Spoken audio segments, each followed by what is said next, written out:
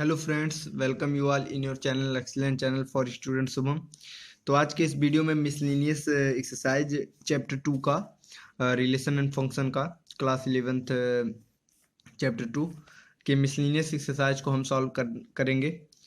तो पहला क्वेश्चन जो है वो कहा है the relation f is defined by f x is equal to x square. देखो एफ एक्स दो तरह से डिफाइंड है, एक्स स्क्वायर और एक f x is equal to 3x। X square कब होगा? जब एक्स की वैल्यू 0 और 3 के बीच में हो। और 3x कब होगा? जब एक्स की वैल्यू 3 और एक्स की वैल्यू ग्रेटर देन और इक्वल टू 3 और लेस देन और इक्वल टू 10 हो।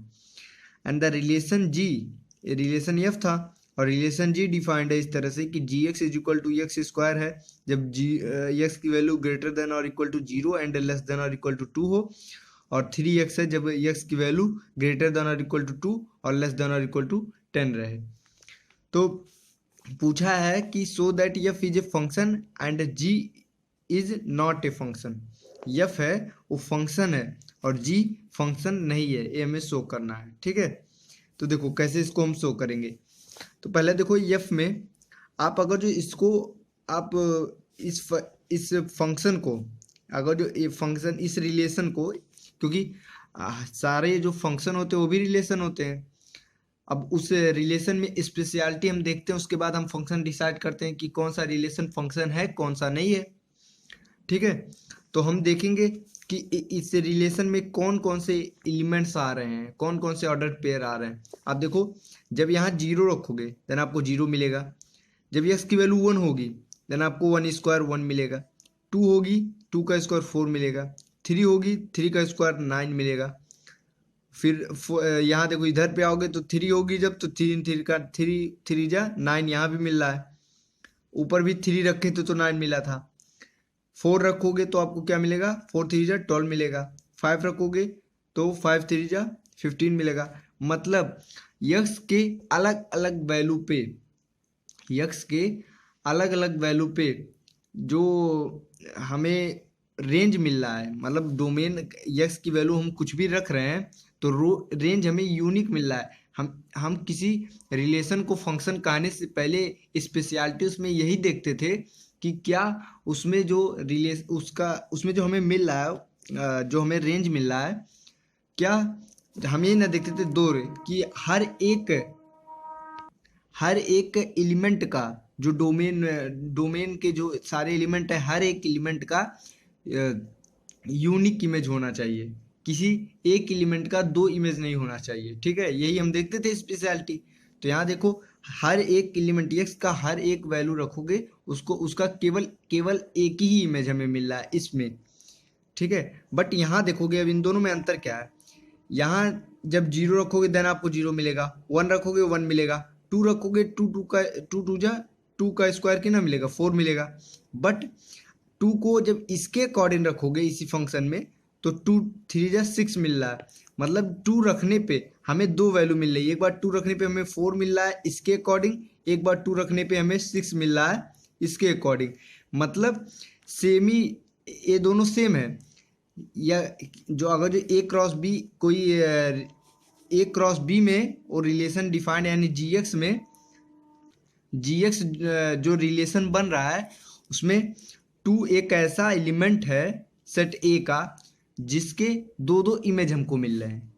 और हम जानते हैं कि जो फंक्शन है वो स्पेशल टाइप ऑफ रिलेशन होता है और वो जो स्पेशलिटी उसमें होती है वो यही स्पेशलिटी होती है कि हर एक इमेज का जो सेट ए होगा, सेट ए का बी से क्रॉस करेंगे देन हम उसका सबसेट होता है। जो रिलेशन हम निकालते हैं वो रिलेशन ए क्रॉस बी का सबसेट होता है। ये सब तो हमें जानते हैं। अब हम उससे तो रिलेशन डिफाइन करते हैं।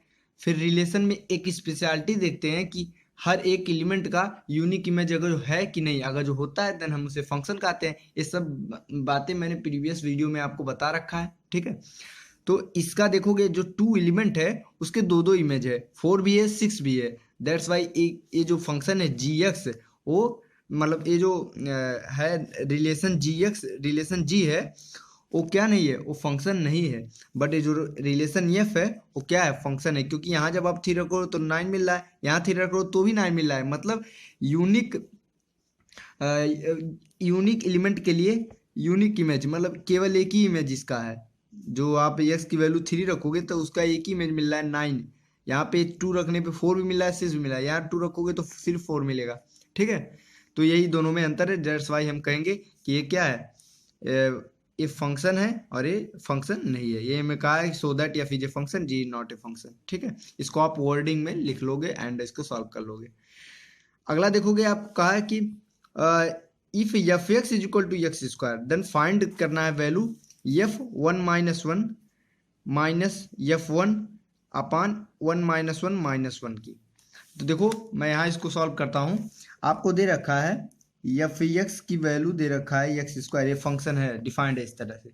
और हमें फाइंड किसका करना है, एफ 1.1 माइनस एफ 1 अपान 1.1 माइनस 1 की वैल्यू हमें फाइंड करना है।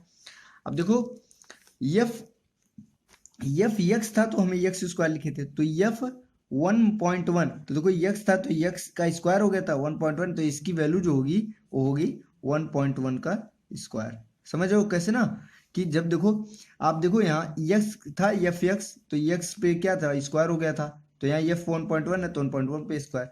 एफ एक्स था तो एक्स स्क्वायर, एफ 1 है तो 1 का स्क्वायर माइनस 1 का स्क्वायर अपान 1.1 माइनस 1 हो गया। अब इसको आप उस तरह सॉल्व करो, आप एक अलजेब्रा भी लगा सकते हो कि ए स्क्वायर माइनस बी स्क्वायर तो हो जाएगा 1.1। इसको आप वैसे अर्थमेटिक मेथड से भी सॉल्व, अर्थमेटिक तरीके से सॉल्व कर सकते हो, बट अलजेब्रा लगा लोगे तो आपको आसान हो जाएगा। 1.1 plus 1 A square minus B square formula A plus B and 1.1 minus 1 A minus B upon नीचे क्या है 1.1 माइनस 1। अब ए कैंसिल हो गया, आपको आ जाएगा 1.1 प्लस 1 एंड 2.1 आंसर हो जाएगा।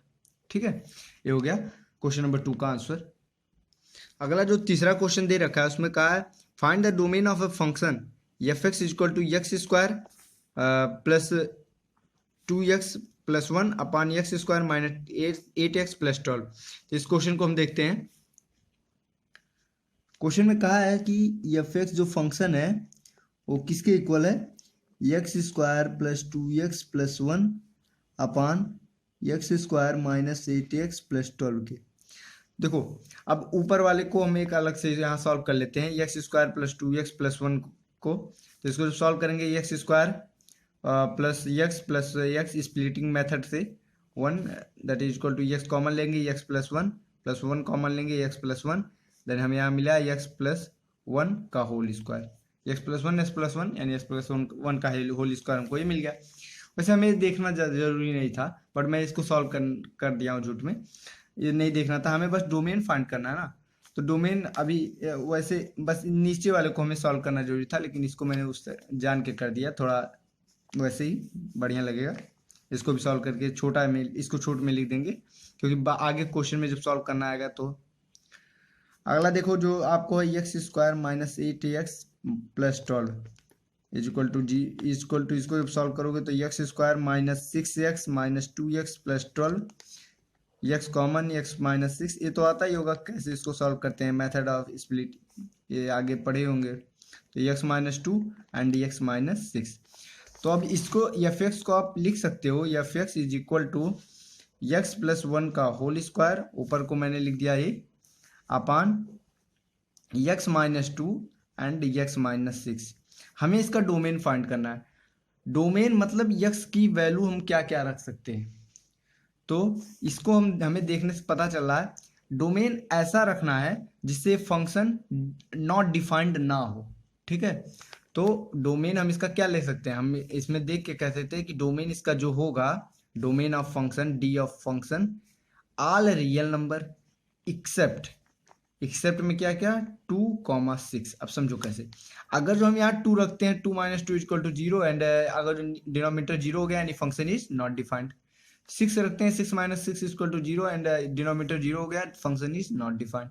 यानी 2 और 6 को छोड़ के हम x की वैल्यू कोई भी रियल नंबर रख के, हर रियल नंबर के लिए जो फंक्शन है वो डिफाइंड होगा और इसका डोमेन हर रियल नंबर के लिए फंक्शन डिफाइंड होगा, दैट्स वाई हम इसका डोमेन क्या कहेंगे, domain of this function is all real number except 2 and 6। ठीक है, समझ में आया।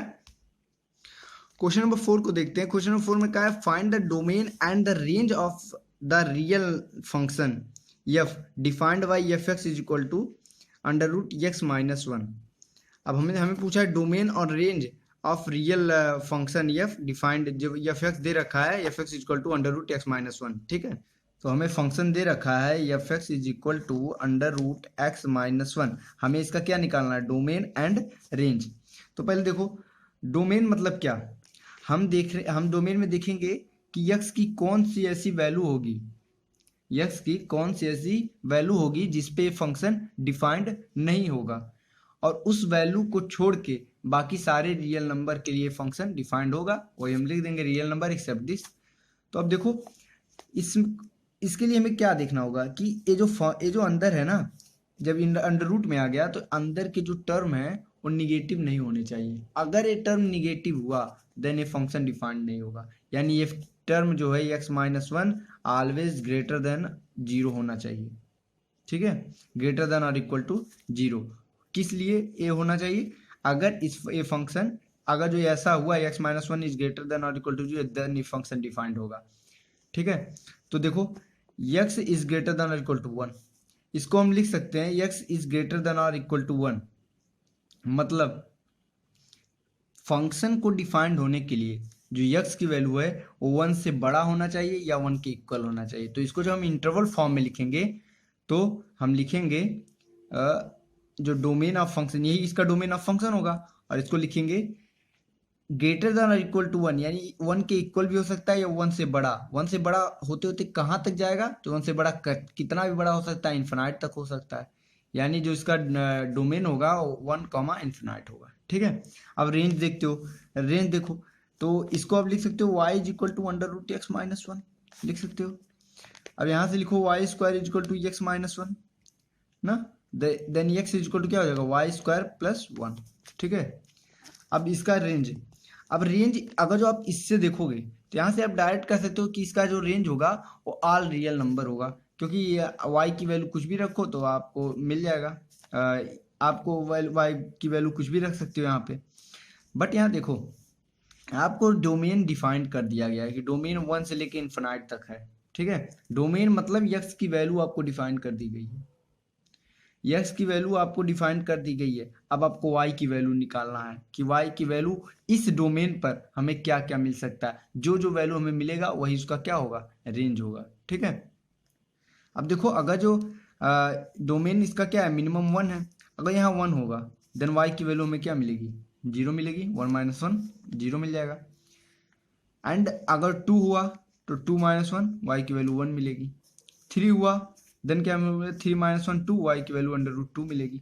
मतलब देखो निगेटिव तो मिलने से नहीं मिलेगी नहीं, क्योंकि यहाँ कुछ भी होगा वन होगा या वन से बड़ा होगा, उसमें से माइनस होगा, या तो या ऐसे आप लिखो या Y square equal to X minus one आ रहा है, वाई की वैल्यू हमें ज्ञात करनी है, पता करना है, तो जो एक्स की वैल्यू है वो वन होगा या वन से बड़ा होगा, मतलब यहाँ से आप देखोगे वो एक्स की वैल्यू वन या वन से बड़ा, यानी इसी अकॉर्डिंग जो वाई की वैल्यू है वो क्या होगा, या तो जीरो होगा, जीरो के इक्वल, या जीरो से बड़ा, और जीरो से बड़ा होते थे कहाँ तक, इन्फिनाइट तक। यानी आप यहीं से समझ सकते हो कि जो इसका रेंज है, रेंज ऑफ फंक्शन वो क्या है, जीरो से इन्फिनाइट तक। ठीक है, ये हो गया रेंज, ये हो गया डोमेन। उम्मीद है आपको समझ में आया होगा।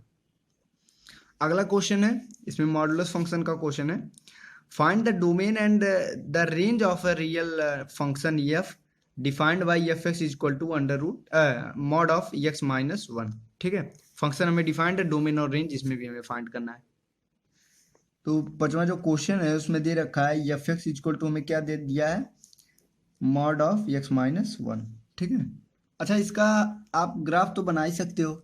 ठीक है, देखो ग्राफ कैसे बनेगा, क्योंकि मैंने मॉड एक्स का ग्राफ आपको मॉडुलस फंक्शन में बताया है, तो आप यहाँ इसका ग्राफ देखो, zero one minus one one two three छोड़ दो इधर, माइनस टू माइनस थ्री, इसी तरह होगा। ठीक है, इसका ग्राफ जो मॉडुलस फंक्शन है वो किस शेप का बनता है, विक्टरी शेप का। जब देखो यहाँ पे मॉड ऑफ एक्स था तो हम यहाँ ओरिजिन से बनाते थे। अब क्या है, mod of X minus one, मतलब एक्स इक्वल टू, अगर निकालो इसको आप सॉल्व करो, X minus one equal to zero, then X equal to one, यानी वन से यहाँ से आपको ग्राफ एक विक्टरी शेप का मिलेगा। देखो ऐसे मिलेगा, ये इसका ग्राफ होगा। अब आप यहाँ देखो इसका डोमेन क्या होगा, डोमेन ऑफ फंक्शन साफ बता सकते हो कि ऑल रियल नंबर, क्योंकि ये फंक्शन यहाँ एक्स की जगह पर आप कोई भी रियल नंबर रखो, हर रियल नंबर पे फंक्शन डिफाइंड होगा, ठीक है, डिफाइन हर रियल नंबर के लिए होगा। मॉडल फंक्शन में भी मैंने बताया था कि डोमेन ऑफ मॉडल फंक्शन क्या होता है, ऑल रियल नंबर। और रेंज ऑफ इसका क्या होगा, रेंज होगा ऑल पॉजिटिव रियल नंबर, या आप कह सकते हो non negative real number, non negative real number इसके रेंज होंगे, ठीक है, मतलब आर पॉजिटिव कर लो या नॉन निगेटिव रियल नंबर इसके रेंज होंगे, ठीक है। अब देखो यहाँ पे कैसे होंगे, आप यहाँ पे अगर जो कोई भी रियल नंबर आप पुट करोगे तो उसमें माइनस होगा, देन उसमें मॉड जब लगेगा, मॉड के बाहर हमें हमेशा पॉजिटिव वैल्यू मिलेगी, यानी निगेटिव नंबर हमें मिलेगी ही नहीं। आप ये ग्राफ से भी देख सकते हो कि आप वन रखे, वन पे हमें क्या मिला, वाई की वैल्यू जीरो, वन रखे जीरो मिला। अब वाई की वैल्यू आप वन से ऊपर इधर कुछ भी रखो, यस के मतलब वन के ऊपर पॉजिटिव साइड में कुछ रखो या वन के ऊपर निगेटिव साइड में कुछ रखो, बट वाई की वैल्यू जो है वो हमेशा हमें क्या मिल रही है, पॉजिटिव मिल रही है, यानी नॉन निगेटिव रियल नंबर, यानी हमें वाई की वैल्यू क्या नहीं मिल रही है, निगेटिव कभी नहीं मिलेगी मॉडुलस फंक्शन में, ठीक है। ये हो गया क्वेश्चन नंबर 5 का रेंज और डोमेन। क्वेश्चन नंबर 6 में देखो क्या कहा है, इसमें कहा है लेट एफ कोई function F is equal to X comma X square one plus X square, x belongs to real number, be a function from real number into real number, determine the range of function। इस function का हमें क्या find करना है, range find करना है। आप देखो ये फंक्शन को अगर जो आप एफ एक्स के फॉर्म में जैसे अभी बाकी सब सॉल्व करते आए उसमें लिखना है तो क्या लिखोगे, देखो जब ऑर्डर पेयर मतलब जो ये पहला वैल्यू जब x होता है देन y हमें ये मिलता है, इसका मतलब इसको आप उस फॉर्म में लिख सकते हो, एफ एक्स इक्वल टू आप लिख सकते हो एफ एक्स मतलब y की value x square upon one plus X square, ठीक है, इस फॉर्म में आप इसको लिख सकते हो। तो अब इसी को लेके हम इसका रेंज फाइंड करेंगे, ठीक है। तो छठे क्वेश्चन में मैंने बताया एफ एक्स इक्वल टू आप क्या लिख सकते हो, x square upon one plus X square. अब इसका हमें रेंज फाइंड करना है, तो रेंज आप सिंपल फाइंड कर सकते हो।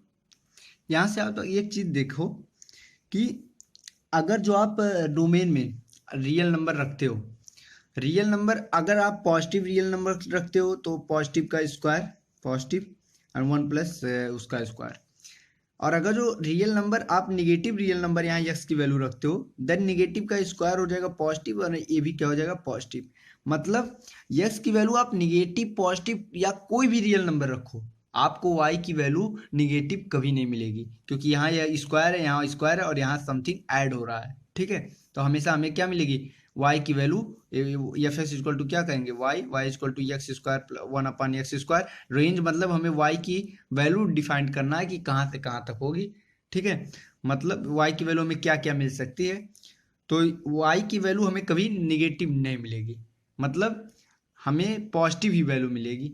अब जो पॉजिटिव वैल्यू हमें मिलेगी ना उसकी भी लिमिट है, उसकी भी लिमिट है कि कितने के अंदर मिलेगी, कैसे देखो यस की वैल्यू आप कुछ भी रखोगे, मान लो इसकी वैल्यू आप ऊपर वन रखे देन नीचे भी वन वन ही होगा, वन का square one, one plus one का square one that is one by two आया। यस की वैल्यू आप टू रखोगे जो टू का square four upon one plus two का square four that is equal to four by five आया, मतलब जो ऊपर आएगा न्यूमरेटर में डिनोमिनेटर में वो तो आएगा प्लस उसमें वन ऐड होगा, ठीक है, हमेशा जो ऊपर आएगा और नीचे आएगा उसमें वन ऐड हो जाएगा, मतलब हमेशा जो डिनोमिनेटर होगा वो न्यूमरेटर से बड़ा होगा, हमेशा आप यक्स की वैल्यू कुछ भी रखोगे आपको हमेशा न्यूमरेटर जो है वो डिनोमिनेटर से छोटा मिलेगा, मतलब इसकी जो वैल्यू होगी वो आपको जीरो भी, अगर जो आप जीरो रखते हो ना, अगर यक्स की वैल्यू आप जीरो रखते हो देन आपको मिलेगा zero by one that is equal to zero, मतलब आपको या तो जीरो मिल गया, देखो x की वैल्यू 0 रखने पे आपको 0 मिला, x की वैल्यू बाकी सब और कुछ भी रखोगे देन आपको हमेशा 0 रखोगे देन आपको 0 मिलेगा, उसके अलावा कोई भी वैल्यू रखोगे आपको न्यूमरेटर हमेशा छोटा मिलेगा डिनोमिनेटर से। इसका मतलब न्यूमरेटर का डिनोमिनेटर से छोटा होना मतलब 1 के इक्वल नहीं होगा। 1 किसी भी कीमत पे नहीं हो सकता, क्योंकि हमेशा जो भी आप रखोगे ना नीचे 1 ऐड हो जाएगा, मतलब x की वैल्यू y की वैल्यू हमें 1 नहीं मिल सकती। यानी जो y की वैल्यू यानी रेंज ऑफ फंक्शन जो है वो डिफाइंड है एनी पॉजिटिव रियल नंबर, कोई भी पॉजिटिव रियल नंबर होगा, बट किसके बीच में, बिटवीन को या उसका सच दैट कर दो, सच दैट उसकी जो एनी पॉजिटिव रियल नंबर तो होगा लेकिन वो रियल नंबर भी डिफाइंड है किसके अंदर, जो x की वैल्यू है वो ग्रेटर देन और इक्वल टू 0 होगा, यानी 0 के इक्वल आएगा। मतलब समझ रहे हो ना कि रियल नंबर जो हमें मिलेगा रेंज, वो रेंज जो होगा वो कोई भी पॉजिटिव रियल नंबर x होगा, मतलब x कोई भी एक पॉजिटिव रियल नंबर है जो अब x की वैल्यू जो लाई कर रही है 0 से बड़ा या 0 के इक्वल या 1 से छोटा। 1 के इक्वल आप नहीं लग रहा क्योंकि y की वैल्यू आपको कभी 1 नहीं, यहाँ आप y रखो तो ज़्यादा सही होगा कि कोई any positive real number y के लिए रेंज ऑफ फंक्शन क्या है, रेंज जो फंक्शन का है any positive real number y such that y की वैल्यू जो है वो या तो 0 के बराबर या 0 से बड़ा या तो 1 से छोटा होगा। ठीक है, ये हो गया आपका रेंज ऑफ फंक्शन। ठीक है, तो ये क्वेश्चन नंबर 6 हो गया सॉल्व। अगला देखते हैं क्वेश्चन नंबर 7, इजी क्वेश्चन है। Let F comma G such that R से R be defined respectively, real number से real number. F X equal to दे रखा है X plus 1, G X equal to दे रखा है 2x माइनस 3। फाइंड करना है F plus G, F minus G, F by G. तो हमने पढ़ा रखा है आपको अलजेब्रा ऑफ फंक्शन। ठीक है, अलजेब्रा में अगर जो एफ प्लस जी है तो सिंपली हम ऐड कर देंगे, तो यानी पहले का आंसर हो जाएगा, सिंपल है। इन दोनों को ऐड करोगे 2x प्लस एक्स यानी 3x और प्लस 1 माइनस 3 यानी -2, ये हो गया पहले का। दूसरा देखोगे एफ माइनस जी, तो x प्लस 1 माइनस, इसको आप माइनस कर दो, x plus 1 minus 2x plus minus minus plus 3। ठीक है, करोगे आप इसको तो -x एंड प्लस 4, यानी जो f माइनस जी की वैल्यू आ गई -x प्लस 4। एफ बाय जी करोगे तो एफ बाय जी में आपको हो जाएगा एफ एक्स की वैल्यू क्या है X plus 1 and G X की वैल्यू 2x माइनस 3। बट यहाँ आप एक चीज रखोगे, जैसे आप जब आप ये मैंने बताया था अलजेब्रा ऑफ फंक्शन, तो मैंने बताया था जो जी एक्स है वो 0 के इक्वल नहीं होना चाहिए। तो जी एक्स यहाँ क्या है 2x minus 3 is not equal to 0, that is x is not equal to 3/2। तो यहाँ आप लिखोगे इसके साथ साथ कि x is not equal to 3/2, x की वैल्यू 3/2 नहीं होनी चाहिए। ठीक है, देन ए फंक्शन ए हो गया, एफ बाई जी हो गया, एफ माइनस जी हो गया, एफ प्लस जी हो गया। ठीक है, क्वेश्चन नंबर 8वां देखेंगे। इसमें कहा है कि let F is equal to 1, 1, 2, 3, 0, -1, -1, -3 be a function from Z to Z. ये फंक्शन दे रखा है, जेड टू जेड डिफाइंड है। F X equal to A X plus B दे रखा है for some integer A comma B, determine करना है ए बी। तो देखो इसको हम कॉपी पे सॉल्व करते हैं। तो क्वेश्चन नंबर 8वें में जो आपको दे रखा है फंक्शन दे रखा है एफ इज इक्वल टू, वो दे रखा है 1, 1, फिर दे रखा है 2, 3, फिर है उसमें 0, -1, फिर है -1, -3। और इसी फंक्शन को आपको दूसरे तरह से दे रखा है कि F x is equal to दे रखा है ए एक्स प्लस बी। हमें बताना है ए क्या है बी क्या है, ए एक्स प्लस बी, ए और बी को डिफाइन करना है। एफ एक्स को आप लिख सकते हैं Y is equal to A X plus B. अब जो ये फंक्शन के अंदर जो सारी वैल्यूज है ना, ये वही वैल्यूज हैं जो देखो, ये जो पहला वैल्यू है वो किसका है, यक्स का है, तो उस यक्स पे वाई मिला है हमें। ठीक है, अगर जो ये फंक्शन जो है ये वही फंक्शन है, देन हर एक ऑर्डर पेयर के लिए ये जो इक्वेशन है वो क्या होगा, डिफाइंड होगा। हर एक ऑर्डर पेयर के लिए 1, 1 के लिए भी इक्वेशन ट्रू होगा, इसके लिए भी ट्रू होगा, इसके लिए भी, इसके लिए भी। तो आप किसी इन्हीं में से कोई दो इक्वेशन रख के आप दो इक्वेशन को सॉल्व करना जानते हैं, आराम से सॉल्व कर सकते हैं बाय एलिमिनेशन मेथड या सब्स्टिट्यूशन मेथड, किसी मेथड से। ठीक है, तो आप देखो पहले आप इसकी वैल्यू, या अगर जो आप इस ऑर्डर पेयर को लेते हो तो यहाँ एक्स की वैल्यू क्या है 1 है, और y की वैल्यू क्या है 1 है, तो इसकी वैल्यू पुट करो। तो y की value 1 is equal to a into X की वैल्यू 1 है प्लस b, यानी a plus B equal to 1, a plus B is equal to 1। आपको एक इक्वेशन मिल गया। देन अब यहाँ से इसको अगर पुट करो इसमें, इस 2,3 को, देन आपको मिलता है y की value 3 is equal to 2a plus B, यानी 2a plus B is equal to क्या मिला 3 मिला। एक इक्वेशन आपको 2 मिल गया। अब इक्वेशन 1 में से 2 को माइनस कर दो, जैसे आप एलिमिनेशन मेथड में करते थे। a plus B is equal to 1 है, 2a plus B is equal to 3 है, माइनस करोगे minus minus minus, minus A cancel हो गया, इज इक्वल टू -2, यानी ए की वैल्यू क्या आ गई 2 आ गई, माइनस माइनस खत्म। ए की वैल्यू 2 मिल गई, यहाँ ए की वैल्यू इसमें पुट करो, तो 2 plus B is equal to 1, then B is equal to -1। आपको बी की वैल्यू -1 मिल गई, ए की वैल्यू 2 मिल गई। ए और बी की वैल्यू आपने निकाल लिया, ठीक है। ये हो गया question number 7 solve, sorry question number 8 हो गया सॉल्व।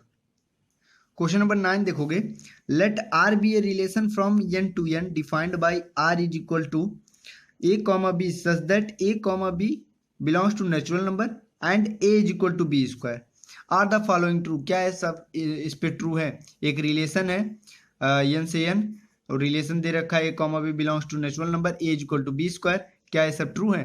पहला देखो a comma a belongs to real number, क्या belongs to relation, क्या a comma a जो है वो इस रिलेशन में बिलोंग करेगा। तो आप ऐसे देखो a कॉमा ए अगर इस रिलेशन में बिलोंग करेगा, इसका मतलब अगर होता बिलोंग करता, देन हम कहते कि इसके अकॉर्डिंग एज को, अगर ए कॉमा बी है इस रिलेशन में तो एज इक्वल टू क्या है बी स्क्वायर है। अब ए कॉमा ए अगर इस रिलेशन में होता तो हम कहते as equal to A square. क्या ये हर एक नेचुरल नंबर पे, यानी हर एक ए जो बिलोंग करता है नेचुरल नंबर पे, नेचुरल नंबर में क्या हर एक नेचुरल नंबर पे पॉसिबल है।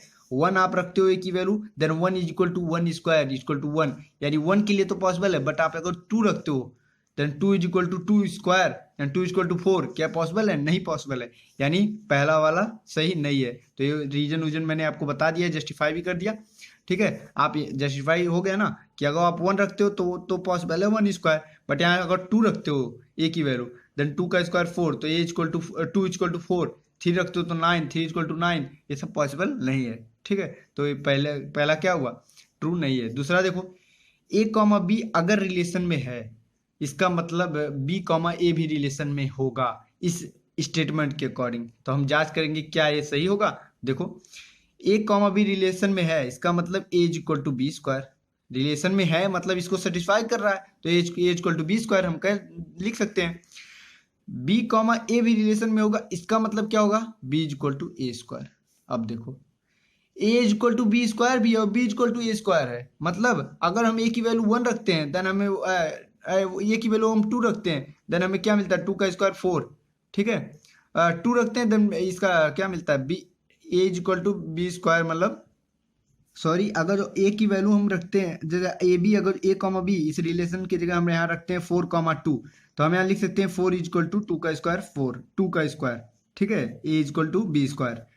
अब इसी को क्या हम उल्टा जब लिखे यानी बी कॉमा ए करें यानी 2,4, तब क्या हम लिख सकते हैं कि बी यानी 4 इज इक्वल टू बी, मतलब 4 इज इक्वल टू बी तो पहले आ गया ना, मतलब 2 इज इक्वल टू क्या होगा 4 का स्क्वायर है, ये तो 16 हो जा रहा है, ये नहीं पॉसिबल है। यानी अब आप ऐसे भी देख सकते हो ना, इसको हम क्या कहते हैं, मैंने बताया था क्लास 12 की बुक से पढ़ाया था कि इसको हम कहते हैं सिमेट्रिक, कि अगर ए कॉमा बी भी रिलेशन में बिलोंग कर रहा हो, बी कॉमा ए भी रिलेशन में बिलोंग कर रहा हो, देन वो क्या होता है सिमेट्रिक रिलेशन होता है। तो ये सिमेट्रिक नहीं है, अभी इसको बता रहा हूँ मैं, या अभी बाद में बात करूंगा इसका। तो यहाँ से एक कंफर्म हुआ कि ए भी क्या होगा सेटिस्फाई नहीं कर रहा है, यानी ए भी नहीं हो, ए भी क्या है सही नहीं है, ट्रू नहीं है, ठीक है। रीजन हमने आपको दे दिया। अगला देखो ए कॉमा बी अगर रिलेशन में है और बी कॉमा सी रिलेशन में है, इसका मतलब ए कॉमा सी भी रिलेशन में होगा। देखो ए कॉमा बी रिलेशन में होगा, इसका मतलब क्या हुआ A is equal to B square, B comma C relation में होगा मतलब B is equal to C square. इसका अब ये दोनों के होने की वजह से क्या ए भी होगा, मतलब A is equal to C square भी होगा, A is equal to B square हुआ, B is equal to C square हुआ ना। तो देखो अब यहाँ कह रहा है A equal to C square, अब इसकी वैल्यू आप यहाँ पुट करोगे जो, तो हो जाएगा ए इज इक्वल टू बी की जगह आप क्या रखोगे सी स्क्वायर यानी सी टू द पावर 4 आ रहा है, बट यहाँ का रहा है A equal to C square. क्या ये पॉसिबल है, मतलब क्या ये सही है, नहीं है, यानी ये भी स्टेटमेंट क्या है, फॉल्स है, ये भी स्टेटमेंट सही नहीं है। आंसर भी मैंने जस्टिफाई कर दिया। आप देखो मैंने एक चीज आप लोग को बताया था, reflexive relation, symmetric relation and transitive relation. अगर कोई रिलेशन जो है वो रिफ्लेक्सिव भी होता है, सिमेट्रिक भी होता है, ट्रांजिटिव भी होता है, देन हम उसे क्या कहते हैं, इक्विवेलेंस रिलेशन। बट यहाँ देखो ये क्या है, ए कॉमा ए, उसमें रिफ्लेक्सिव के लिए एक कंडीशन होता है, सिमेट्रिक के लिए एक होता है और ट्रांजिटिव के लिए एक कंडीशन होता है, मैंने आपको बता रखा है, ठीक है, पिछली वीडियो में। तो देखो ना ही रिफ्लेक्सिव हुआ, ना ही सिमेट्रिक हुआ, ना ही ट्रांजिटिव हुआ, यानी ये रिलेशन इक्विवेलेंस रिलेशन भी नहीं है। इसमें तो बात पूछा नहीं है, बट अगर पूछा होता तो हम लिख सकते थे कि ये रिलेशन क्या नहीं है, इक्विवेलेंस रिलेशन नहीं है।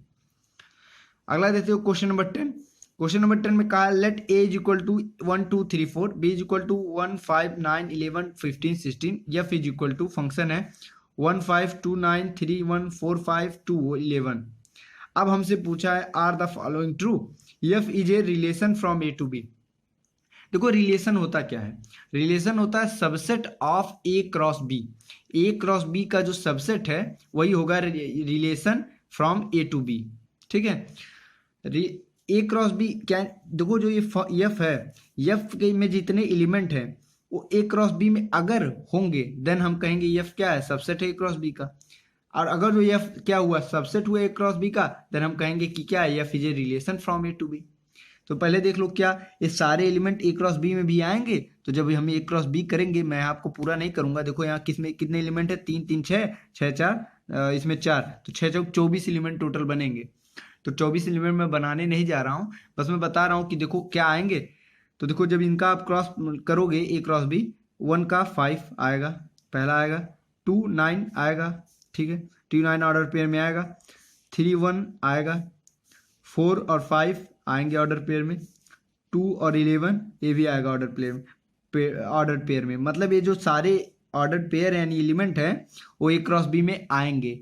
दैट्स वाई क्या हो, एफ क्या है, रिलेशन है फ्रॉम बी का। तो आप इसका क्रॉस निकालेंगे, क्रॉस निकालने के बाद आप दिखाओगे कि जो एफ है वो सबसेट है ए क्रॉस बी का, that's why F is a relation from A to B. एक काम आप खुद कर लोगे, ठीक है, यही है इसका जस्टिफिकेशन।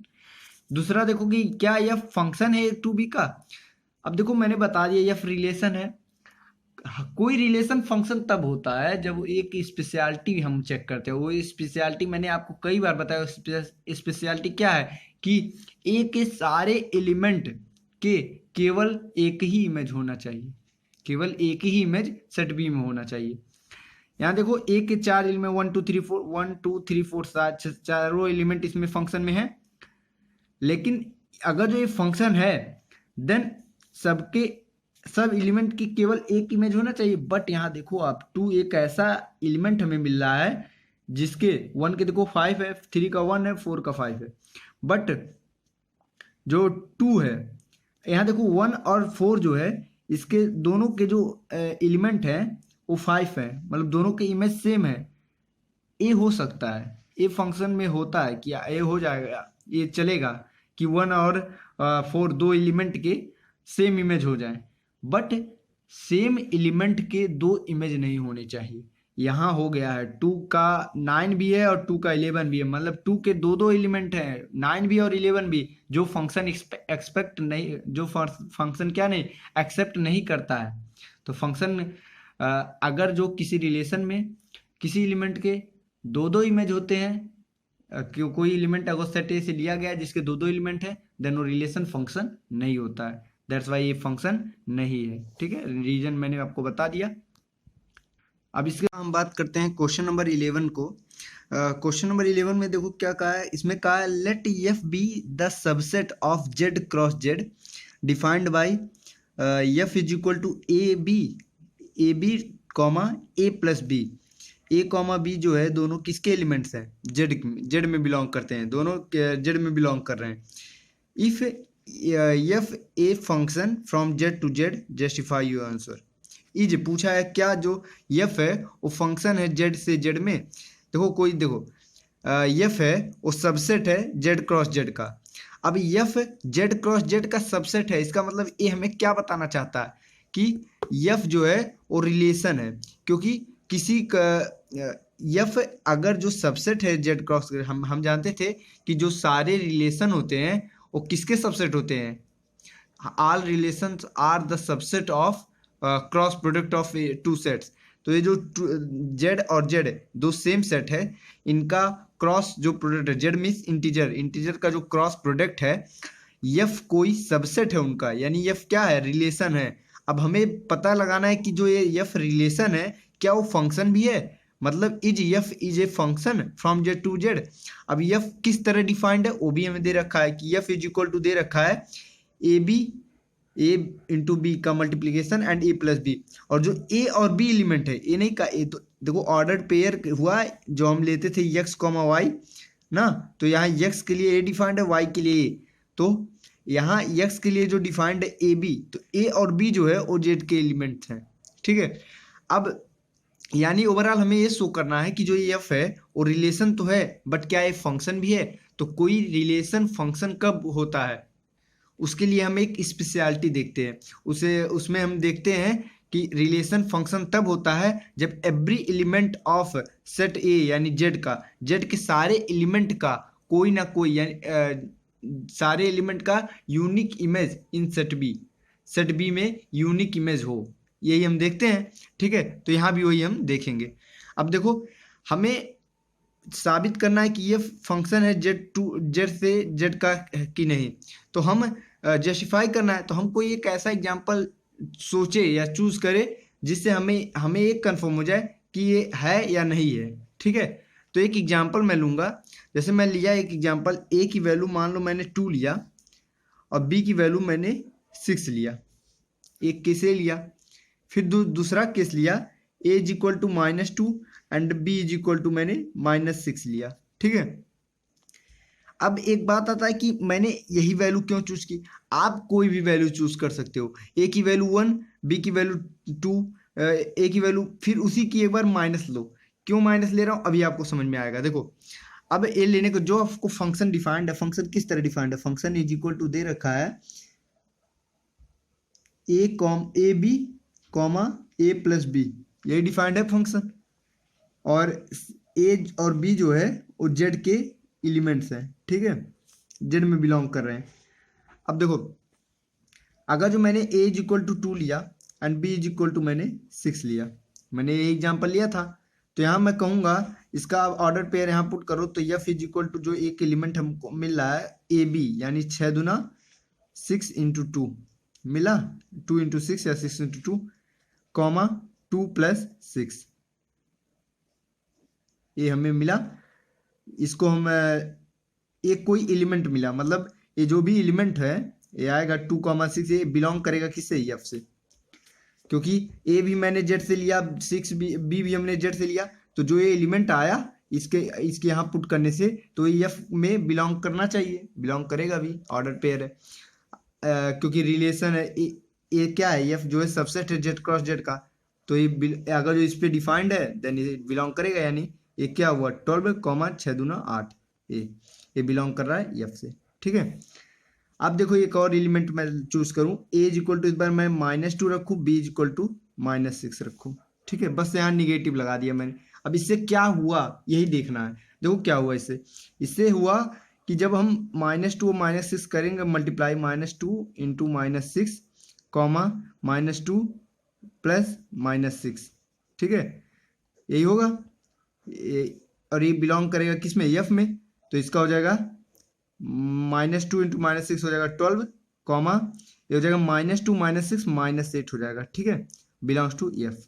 अब देखो आपको समझ में आ रहा होगा, मैंने इसलिए ये दोनों एलिमेंट लिए थे, देखो इनके भी जो दोनों मल्टीप्लिकेशन करने पे जो पहला मैंने इसको ध्यान दिया, इसको ध्यान दो तो आप देख सकते हो, आपको पहले तो कि एक देखना रहता है कि जो पहला एलिमेंट ये होगा इस ये पूरा सेट का हर एक एलिमेंट जेड के सारे एलिमेंट इसमें आने चाहिए, तो हो सकता है।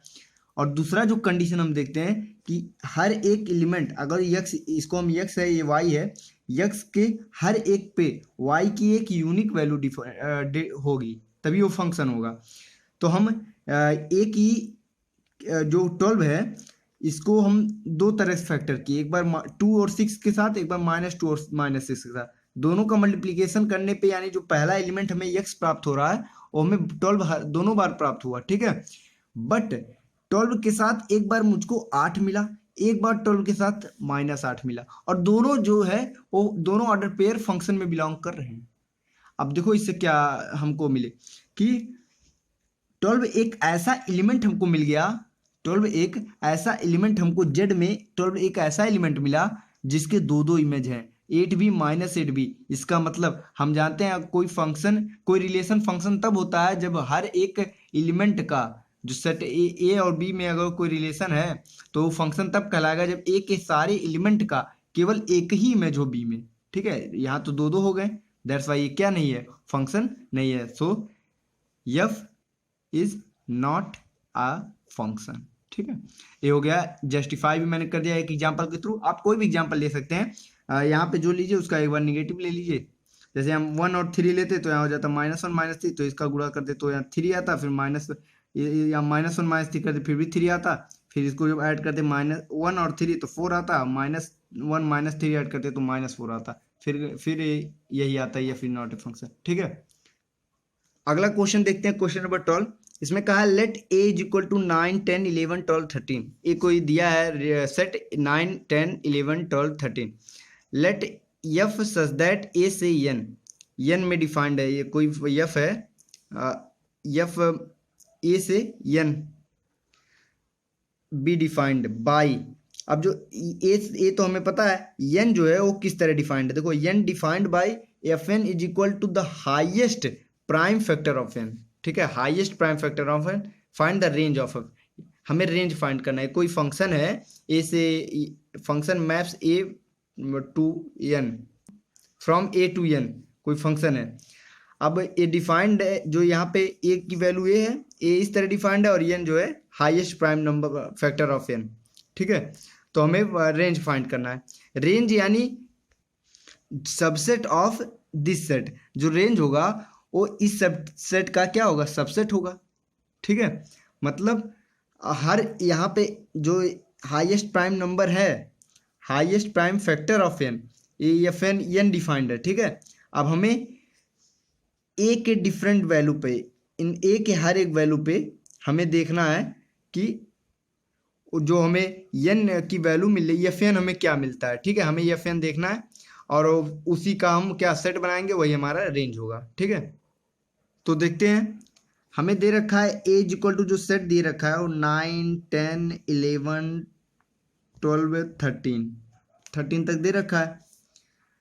और एन जो है एफ एन क्या है, एफ एन हमें डिफाइंड है, फंक्शन है, एफ एन डिफाइंड है किस तरह से, द हाइएस्ट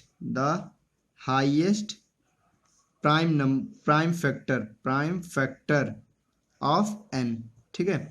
एन मतलब एफ किस तरह है, ए से एन, ये जो एन है वो इसमें के एलिमेंट्स हो गए, तो उसको हम रखेंगे तो हमें एफ एन मिलेगा, ठीक है।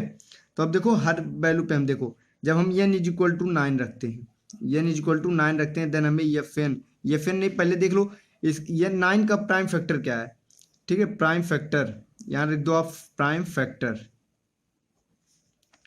ठीक है, प्राइम फैक्टर्स, ठीक है। और यहाँ रख दो एफ ऑफ 9 क्या होगा। फिर एन इज इक्वल टू, यहाँ पे मैं एक बार 10 रखूंगा, एन इज इक्वल टू 11 रखूंगा, एन इज इक्वल टू 12 रखूंगा, एन इज इक्वल टू 13 रखूंगा। इन पांचों एलिमेंट पे हमें देखना है क्या क्या हमें एफ एन की वैल्यू मिलेगी, उनका हम सेट ले लेंगे और वो हमें रेंज मिल जाएगा। तो 9 का जो फैक्टर होगा वो क्या होगा, प्राइम फैक्टर 9 हो जाएगा, 3 इंटू 3 होता है, यानी इसका प्राइम फैक्टर क्या हुआ, 3 हुआ। 10 का क्या होगा, 2 और 5 होगा। ये तो पता होगा ना आप प्राइम फैक्टर कैसे निकालते हैं, 10 का प्राइम फैक्टर निकाल लेंगे, 10 है 2 5 जा 5 2 5 हुआ, 9 का इस तरह निकालेंगे, सबका निकाल लेंगे, वो तो आता होगा। 11 जो है वो खुद प्राइम फैक्टर है, ठीक है, वो 11 हो गया। 12 है, 12 का क्या होगा, 12 का हो जाएगा 2 3 एंड 3 दूनी 6 6 दूनी 12, ठीक है। 2 और 3 इसका होगा, ठीक है, 2 और 3 इसका प्राइम फैक्टर हो गया। उसके बाद से 13 का 13 हो जाएगा। अब इसमें देखो हाईएस्ट प्राइम फैक्टर क्या क्या है। अब हमें एफ निकालना है, एफ एन पता चल गया, यानी एफ एन। अब एफ 9 क्या होगा, एफ एन मतलब क्या है, highest prime factor of N. N यानी 9 का हाईएस्ट प्राइम फैक्टर क्या है, तो 3 ही है। यहाँ देखो 10 के दो प्राइम फैक्टर है, 2 और 5, बट हाईएस्ट क्या है, हाईएस्ट 5 है, यानी यहाँ 5 हो जाएगा। 11 के 11 ही है, हाईएस्ट वही है, एक ही है। 12 का 2 और 3 दो है, तो इसमें हाईएस्ट क्या हो जाएगा, 3। 13 इसका 13। अब हमें हर एक वैल्यू पे हमें एफ एन मिल गया। अब इसी का जो सेट होगा वही हमें रेंज होगा, यानी रेंज ऑफ एफ हमें क्या मिला, हमें मिला range of F is equal to set किसका, 3, 5, 11, 13। 3 दो बार है तो उसको एक बार लिखे, इनका हमने सेट ले लिया, ठीक है। ये हमें मिल गया रेंज ऑफ एफ, यही हमें निकालना था। तो इसी के साथ मिसलिनियस एक्सरसाइज और ये चैप्टर आपका relation and function according to your syllabus of class 11th के सिलेबस के अनुसार आपका जो ये चैप्टर होता है रिलेशन एंड फंक्शन समाप्त होता है। बट फंक्शन जो है बहुत ही बड़ा टॉपिक है, फंक्शन इतनी आसानी से समाप्त नहीं होता है, फंक्शन में अभी बहुत वैरायटी आती है। तो देखता हूँ मैं, अगर उसको बनाऊंगा तो देखता हूँ, उसको टाइम मिलेगा उसको बनाऊंगा, नहीं तो मैं आगे इसको प्रोसीड करूंगा, ठीक है। फंक्शन में अभी आपको बहुत कुछ पढ़ना बाकी है, फंक्शन अभी बहुत डीप है। फंक्शन आप देखोगे, ट्रिग्नोमेट्रिक फंक्शन, अभी बहुत सारे फंक्शन आने बाकी हैं। डोमेन रेंज का ये तो मैंने छोटा सा पार्ट बताया जो आपके सिलेबस में दिया है। डोमेन रेंज बहुत ही बड़ा है, इसमें आप बहुत ही कठिन कठिन क्वेश्चन आते हैं, ठीक है। तो ठीक है, अगर जो आपको वीडियो पसंद आया हो वीडियो को लाइक कीजिए, कहीं भी कोई भी डाउट रह गया हो तो कमेंट बॉक्स में कमेंट कीजिए, मैं आपको वहीं बताने का प्रयास करूंगा। वीडियो को शेयर कीजिए, एंड अगर जो आप चैनल पे नए हैं चैनल को सब्सक्राइब कीजिए, और बगल बगल में बेल आइकन होगा उसको भी दबा दीजिएगा। मिलते हैं अगले वीडियो में, तब तक के लिए बाय।